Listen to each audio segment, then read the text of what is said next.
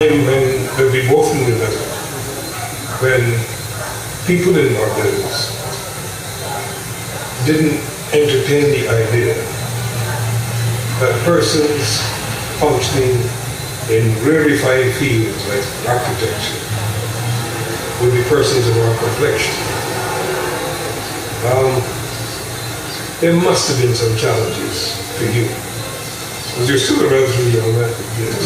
That's right, relatively young.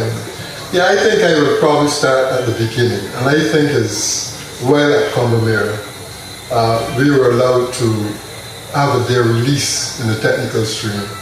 And it was thought that when one would want to go into the technical stream, your parents would think that you would want to be a carpenter. And obviously, the technical is being carpentry and joinery and stuff like this.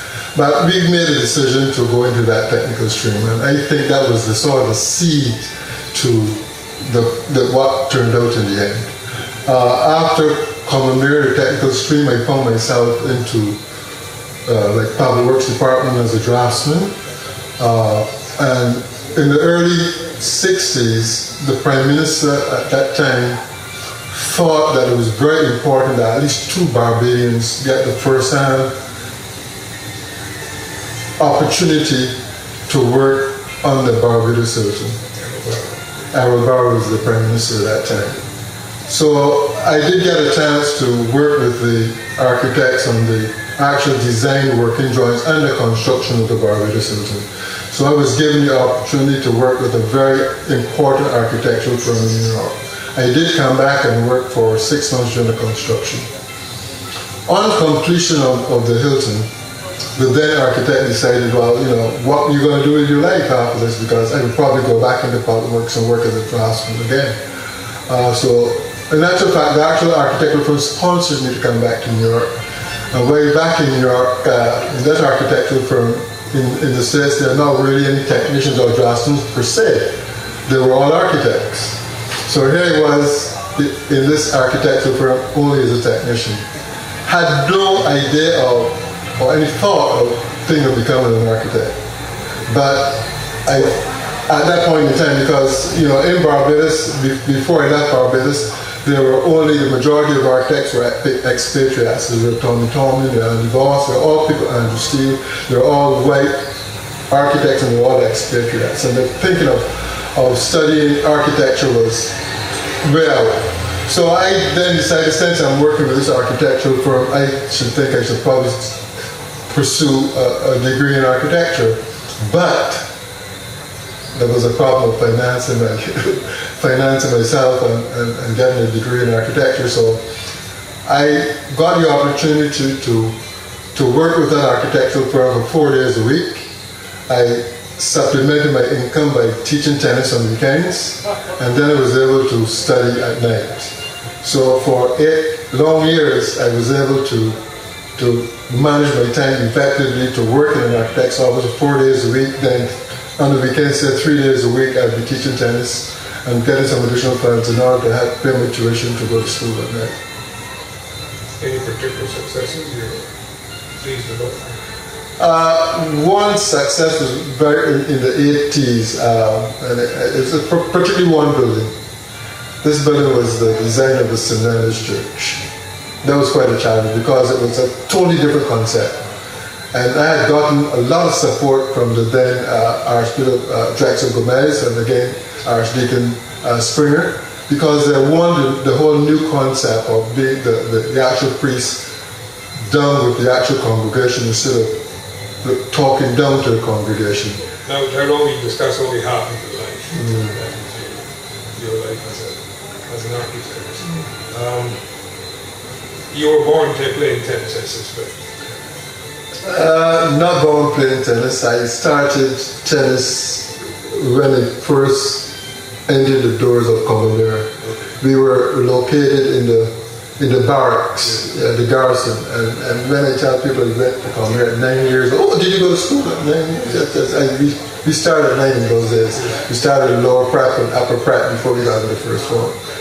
So. My father, who was a groundsman, he prepared actual lawns, and and those loans were located in the Belleville area. And since I went to school in the Garrison, I would, on my way home, then in those days, you did a lot of walking. You didn't even have a bicycle to get to school.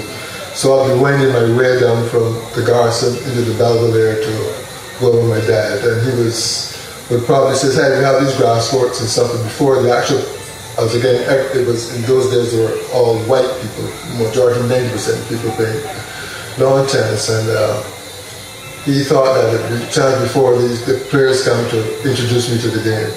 And it was at 9 years old that I was introduced to the game of tennis. My dad plays well. Funny enough, he did actually represent Barbados also at the tender age of 46.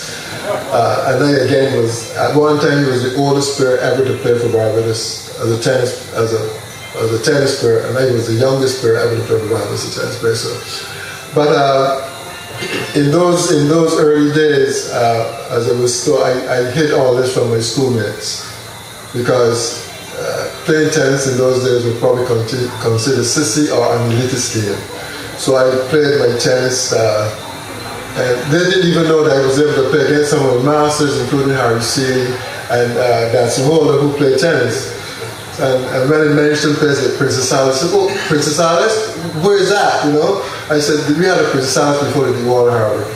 So I actually played tennis in Belleville and also played Princess Alice. And then there were some courts in the Country Road area where I sort of honed my skills. But it was a surprise to most of my schoolmates when I was first elected to represent Barbados when I was 16. I was still in the third form. Yeah. You couldn't keep that secret. I couldn't keep a secret for long because I remember your first tournament. It was my first tournament. Yeah. In order to play for Barbados, there were no real tournaments. There were like sort of trial matches where I then selected the team. And then I was actually selected to represent Barbados in Jamaica in 16. But from the next year, we did have annual tournaments at the grass courts of Garrison, and that is when I actually won my first tournament, my first national tournament in 61. And it was history since, and I think I won everything else since then. I think I probably only lost one match. I think I played all my matches. I was unbeaten throughout that period. And obviously, again, through tennis, of course, you have to get well known in tennis. And in any profession, there's a networking. And if you are known in some other sport, it helps you have a network and it opens a lot of doors that will not necessarily open up for you. And I would say that because of tennis, I think when I went and had my own practice, I think it was my tennis connection that got me my first major job. So it did assist in many ways in my profession. I now invite Mr. Brantley Kovac to present the citation on Mr. Mapp. Mr. Kovac. Like Mr. Combermere, the lights. Good night, everyone. Mr. Master of Ceremonies,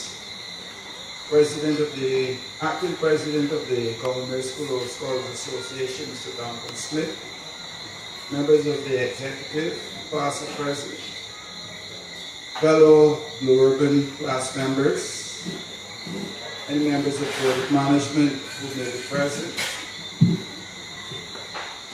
former deputy principal and now deputy chief education officer, Mr. Joy Adams, principal of Combermere School, Mr. Claire Paris, former principal, Mr. Charles Pilgrim and Mrs. Pilgrim, members of staff, past and present,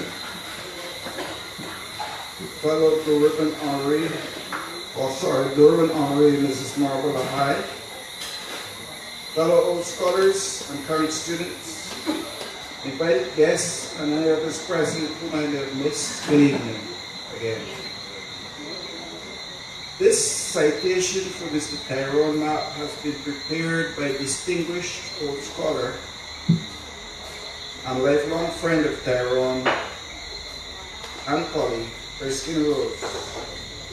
Due to prior commitments overseas, Erskine cannot be present, and Tyrone has asked me to read the citation on his behalf. Tyrone Mapp entered Combermere School at the temporary garrison barracks location in 1953 at the tender age of 9 years old. He was received into what was then known as Lower Prep, and spent the next 8 years of his life being molded by this great institution. After a generally successful and uneventful journey through the school, he graduated prematurely in the 5th form in 1961. That was a year after I went to Combermere. As a consequence of well-known common family social circumstances dating back to those days, which prevented Tyrone from becoming a founding member of the first Science 6th form at Combermere School. Tyrone is the second of 2 sons born to the now deceased Maud, Brian, and Arthur Mapp from the Thomas Gap community of West Berry Road. His elder brother Mark is also a Combermerean. It was at the end of his 2nd form year that Tyrone took the unpopular decision to enter into the newly introduced science and technical stream. He entered Form 3.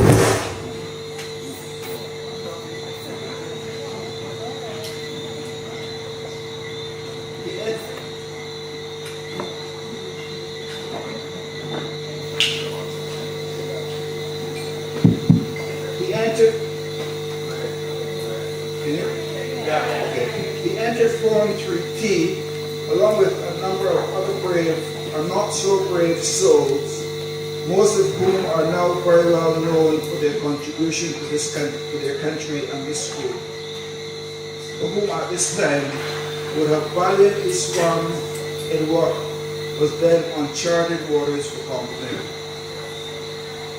The decision was largely responsible for the professional path Tyrone would later pursue, and would eventually lead to his recognition as one of Barbados' leading and first black architects.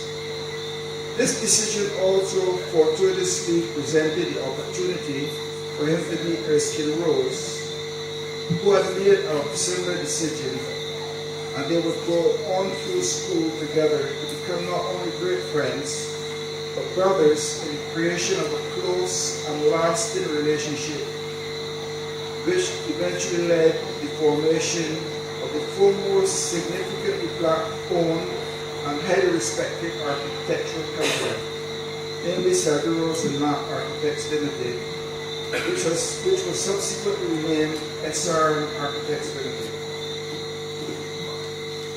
The company is currently celebrating 32 years of service to the people of this country and the entire region. At Combermere, not only was Tyrone an academically well-balanced student on the tutelage of such great and influential masters as my favorite, Jack Adams, Carl Bruhaden, Captain Perkins, Harry Seeley, and our own Charles Pilgrim, here present tonight, and many other teachers who would also have impacted his development. But he participated in sports and athletics and was also a member of the Cadet Corps, reaching the rank of sergeant. But Tyrone kept a well-guarded secret from his schoolmates and the Combermere fraternity for a number of years, until it could no longer be contained as a result of the power he pressed.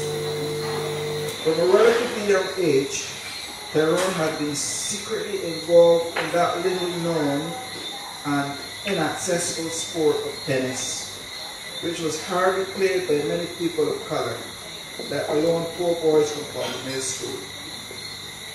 His father, Arthur, who professionally prepared tennis grass courts in the Belgrade area, also knew the rudiments of the game and played a bit of tennis, and secretly introduced his young son, Ronnie, as he affectionately called him, to the game, while he assisted him with his court preparations.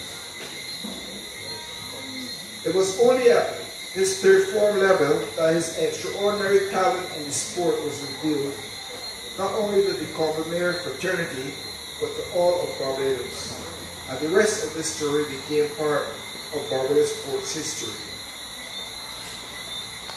He still only accepts a little credit with great humility for the indirect exposure and introduction of many black Barbadians to the game of tennis. But also unknown to him at the time, his prowess of the sport led to the birth of the now extraordinarily popular Barbadian game of road tennis. Tyrone first represented Barbados in tennis in 1960 at the Regional Brandon Tennis Championship. He became local champion in 1961 and remained at the top of his game until 1967, when he would leave the country, bound for New York to work as an architectural technician for the firm of Warner, Burns, Stone and Lundy, designers of the original Barbados Hilton Hotel. During that leave, Tyrone pursued studies in architecture at City University of New York, graduating in 1975 with a bachelor's degree in architecture. In the United States, Tyrone soon became a recognized presence on the New York tennis circuit, receiving great admiration from fellow players and administrators, and quickly ascended to the #1 ranking in the Eastern States Circuit of the American Tennis Association in 1969 and 1970, and the #2 national ranking of the same ATA in 1970. Tyrone returned to Barbados in 1976 and immediately reclaimed his throne as Barbados' leading tennis champion for another 2 years before gradually withdrawing from the competitive game. Upon retirement from the competitive game, he continued to play or ledger while devoting his time to the sports administration, coaching, and managing various levels of the sport nationally. In 2008, he was elected an honorary vice president of the Barbados Tennis Association. But Tyrone was not yet zipped up his racket cases, as he continues to represent Barbados internationally on the Seniors International Tennis Club circuit, which provides him with the opportunity to meet and play with many of the now retired greats of the game, and to further promote Barbados internationally through this sport. This experience has taken him to Russia, Belgium, the United States of America, United Kingdom, Canada, Mexico, the Czech Republic, Austria, and many other cities which did not provide the opportunity for him to enjoy the game during his youthful days. Like most other sports greats, Tyrone has now taken up the game of golf and, as expected, has also gone on to represent Barbados at the sport, and continues to contribute his talents and skills to the administration of this newly adopted sport locally. Tyrone's stature as a tennis player has so dominated and still continues to dominate his identity that on occasion, his profession as an architect had to settle for second position in his recognition and acceptance nationally. But Tyrone has contributed equally as much to this country through his profession as an architect as with his racket. Over the 30-40 years of building a successful, nationally recognized architectural firm of SRM Architects Limited, with his partners Erskine Rose and Tyrone Selby, he was the leading partner for the design and project management of a number of highly visible and significant projects in this country. A list of these projects would include St. Andrew's Anglican Church, Christ the King Anglican Church, All Republic Knights offices in Bridgetown, the National Union of Public Workers headquarters, Barbados Olympic Center, Seabreeze Hotel, the Holcomb Government Complex. In addition to his work at SRF Architects Limited, Tyrone has selflessly devoted an extraordinary quantity of his time to the development of local professional association of architects, serving as president of the Barbados Institute of Architects on 4 occasions, and is currently the sitting president. He has managed and mentored many students of architecture on their searchings through his office, and has been a steadying point of reference for a number of the younger architects as they ready themselves for the rigors of the profession. Tyrone is married to the lovely Pamela and is the father of 3 sons and 2 daughters. One of those sons, Bradley, has followed in his footsteps and represented Barbados in the sport of tennis. He is still waiting to see if his last daughter will follow him in either of the 2 careers in which he has excelled. Tyrone Mapp has, by his life's example, demonstrated possession of the attributes of a person worthy of being recognized as an icon of Combermere School and his country, Barbados.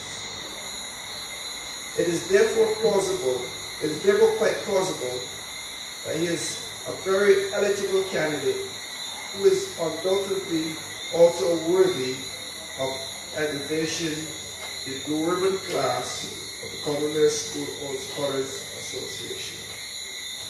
I present Tyrone Mapp to be inducted into the Combermere School Old Scholars Association Blue Ribbon class.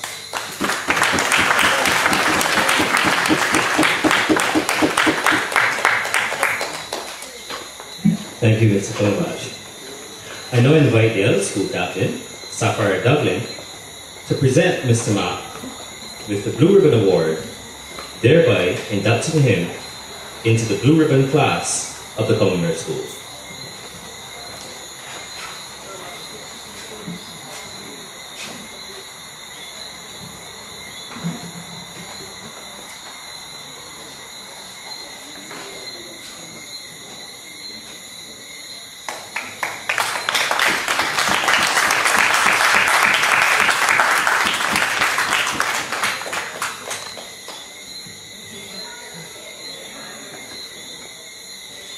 And Mr. Mapp, I now invite you to say a few words.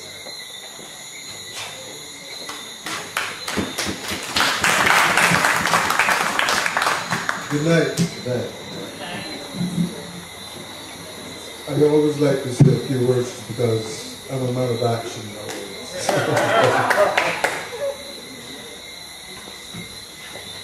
Mr. Master of Ceremonies, Stephen Brathwaite, Acting President of Combermere School Old Scholars Association, Donald Smith, and members of the executive, past and present. Blue Ribbon class members, management, past and present. Principal of Combermere School, Mr. Vera Paris, past Principal, Mr. Charles Pilgrim, and Mrs. Pilgrim. Fellow Blue Ribbon Honoree, Marver Lahai, fellow Old Scholars, invited guests and family members. I thank Ms. Erskine Rose for the citation and Mr. Grantley Cumberbatch, who so readily agreed to deliver on my behalf for the toast he so aptly raised, and all of you for the manner in which you resolve. Thanks to the Old Scholars for bestowing on me such a high honor. I am indeed humbled. I would like to take this opportunity to thank my parents and my family for their support, but there's no doubt in my mind that self-discipline I developed, which was necessary to succeed, was instilled in me by the many teachers during my sojourn at the Combermere School.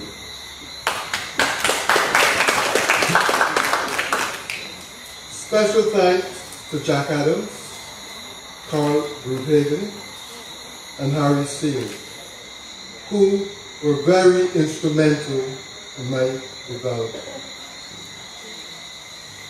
I thank God for my exciting and wonderful life. Thank you once again for affording me this honor. Up and on, up and on.